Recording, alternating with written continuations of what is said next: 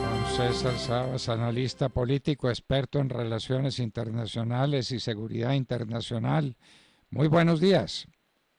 Muy buenos días, doctor Londoño. Un placer saludarlo y a todos quienes nos escuchen. Bueno, ha pasado un mes de la invasión rusa a Ucrania y no se ve cuál sea el panorama que aguarda a ese pobre país mártir de semejante tragedia. ¿Cuál es la visión que usted tiene del particular y cuál la visión sobre todo respecto al fin del conflicto que todos detestamos y esperamos que termine para que no siga afectando de manera tan cruel a una población indefensa que tiene que sufrir los rigores de la invasión rusa? ¿Cuál es su parecer? La guerra se ha alargado mucho más de lo previsto inicialmente, en parte porque el gobierno ucraniano decidió resistir y las Fuerzas Armadas ucranianas han respondido al llamado a las armas y están resistiendo. Y Occidente, pues, al final, gracias a los llamados de Zelensky, tuvo que reaccionar y darle armamento de gran calidad a los ucranianos para que resistan a la invasión. Entonces, claro, esto equilibró un poco la correlación de fuerzas y la guerra se ha extendido, pero eso también hace que la guerra se convierta en más mortífera. ¿Por qué? Porque al haber más resistencia vienen más batallas y estas batallas están sucediendo en las ciudades. Específicamente en estos momentos la batalla más fuerte es la de la ciudad de Mariupol, en el mar de Azov, en una ciudad portuaria de Ucrania, donde están teniendo los combates más intensos. Esta ciudad ya está un 50% tomada por los rusos y está muy lejos de recibir ayuda ucraniana. Así que pues nos podemos esperar lo peor en los próximos días, lo más seguro si la situación continúe evolucionando como está pasando, pues la ciudad va a ser aún más destruida, pero al final será tomada por el ejército ruso. Ahora, ¿cuál es el problema? Que un estancamiento en este tipo de guerras hace que las salidas sean mucho más lejanas, porque ambos bandos se encuentran en un callejón sin salida. Uno es el de Vladimir Putin, porque él, al meterse en una guerra que se prolonga, esta guerra aumenta los costes. Y al aumentar los costes, lo obliga a él a redoblar la apuesta, porque él no puede perder esta guerra, ni puede tampoco tener una victoria pírrica. Tiene que presentar una gran victoria a su opinión pública. Entonces, él, al meterse en una guerra que resulta muchísimo más costosa de lo que él pudo haber pensado en un primer momento, lo obliga a aumentar las exigencias de la capitulación, que es lo que él quiere. Pero a su vez, entonces también tenemos el papel de Zelensky, que es el presidente de Ucrania. Al Putin aumentar las exigencias lo pone en un dilema, porque ahora ya no es solamente que Ucrania no entre en la OTAN, sino que ahora Putin le está pidiendo compensaciones territoriales y que Ucrania se convierta en un estado títere. Entonces, si Zelensky accede a estas exigencias ahora, él va a quedar mal dentro de la opinión pública ucraniana, porque entonces habrían dicho, bueno, pero es que antes de la invasión, Putin lo único que nos pedía era no entrar en la OTAN, nos fuimos a la guerra supuestamente para ser independientes y ahora quedamos peor todavía. Conclusión, la lucha que hizo Zelensky, que antes consideraba heroica, ahora la considero que fue innecesaria. Entonces, por eso es que en las grandes guerras siempre vienen producto de los malos cálculos, los desastres que suceden en los primeros días de la batalla, porque al hacerse más costosa, para ambos bandos les es mucho más difícil aceptar las condiciones del otro. Así que en estos momentos yo soy un poco pesimista de que tengamos una resolución pronta del conflicto y lo más seguro es que vamos a ver una intensificación del mismo. Por lo menos en el campo, en el lado ruso, ellos han perdido ya varios generales en manos de los francotiradores ucranianos y esto les está obligando a utilizar armas mucho más fuertes. Por ejemplo, los TOS-1, que es un lanzacohete termobárico. para explicarle a la audiencia que es un arma termobárica. Esto es una bomba, pero esta bomba no estalla como las demás, sino que libera un gas que hace reacción con el oxígeno e incendia el oxígeno haciendo una onda de shock. Estas ya las están utilizando en Mariupol y estas se llaman bombas antibúnker, porque una vez que se usan, pues sencillamente un campo cerrado extermina toda la vida que esté adentro. Y la acaban de utilizar en una siderúrgica que hay en la ciudad de Mariupol, donde estaban las fuerzas ucranianas ahí recluidas, esperando a que los rusos entraran y pues emboscarlo en los distintos pasadizos.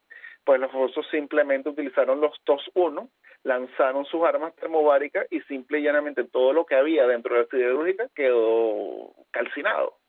Entonces, lo que estamos viendo es una escalada en el conflicto. Y a su vez hay otro detalle, que es que si Putin quiere quedarse con Ucrania, viendo que ya el conflicto le resultó mucho más costoso de lo que estaba, estos conflictos generan traumas dentro de la población. Y si él quiere quedarse con Ucrania, no puede quedarse con una población tan traumatizada. Así que lo mejor es promover en tal caso un vaciado demográfico. Es decir, dejar que los ucranianos se sigan yendo. Estamos hablando de que puedan abandonar el país 10 millones o más de ucranianos para que les sea más fácil controlarlo cuando lo ocupen. Esto ya pasó en Siria y ha pasado en otros sitios. Así que, pues, bueno, viendo la historia y las lecciones que nos da la historia y cómo va el conflicto, pues yo creo que lamentablemente esta guerra puede durar un tiempo más. A su vez hay algo dentro del gobierno ucraniano que no está del todo claro, porque hay, digamos, declaraciones contradictorias. Un día Zelensky dice que él está dispuesto a negociar, un día parece que están a punto de llegar a términos de las negociaciones, lo dice el mismo canciller turco que se ofrece como mediador, pero otros días parece que su posición, digamos, que se retrae. Y es que yo siento que hay algunos elementos dentro del gobierno ucraniano que sí creen que pueda en última instancia haber una victoria militar de Ucrania, y por eso también retrasan las negociaciones. Entonces vemos dos bandos que están, digamos, un poco enfrascados en sus posiciones, y esto alarga el conflicto, y si vemos que los rusos son los que tienen mayor poder de fuego, pues lo van a utilizar para doblegar a la parte ucraniana y terminarán siendo los civiles los que paguen las consecuencias de la utilización de este poder de fuego. Con unos actos de crueldad sencillamente fantásticos. Lo que está haciendo Rusia con los bombardeos a sitios poblados por civiles, los ataques a las mujeres, a los niños, los ataques a la población civil son indescriptibles. Don César, ¿no le parece a usted? Sí, en efecto, es una guerra muy cruenta y sí ha habido ataques a sitios civiles. Eso también tiene una razón. Rusia está utilizando armamento que es muy costoso. Por ejemplo, ayer cayó en un centro comercial de Kiev un misil Iskander. Los misiles Iskander son muy costosos. Cuando se quiere atacar a una población civil no se utiliza este tipo de misiles. Se utiliza los lanzacohetes múltiples. Entonces, ¿por qué utilizan el misil Iskander? En los primeros días de invasión, la infraestructura militar ucraniana fue arrasada por, digamos, la aviación rusa y los misiles.